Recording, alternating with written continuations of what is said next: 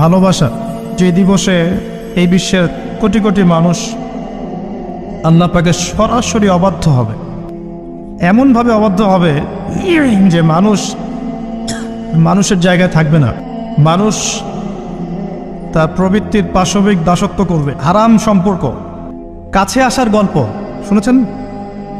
কাছে আসার গল্প কার কাছে? একজন গায়রে মাহরাম পুরুষ একজন গায়রে মাহরাম মেয়ের কাছে যাবে, এই হলো গল্প।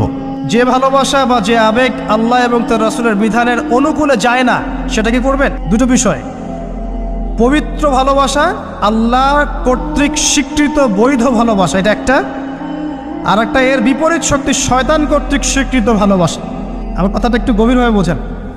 একটা হচ্ছে আল্লাহর পক্ষ থেকে স্বীকৃত বৈধ ভালোবাসা, এর বিপরীতে হচ্ছে একটা প্রবৃত্তিগত পাশবিক দাসত্ব শয়তান কর্তৃক স্বীকৃত। কথা বুঝতে পারছেন?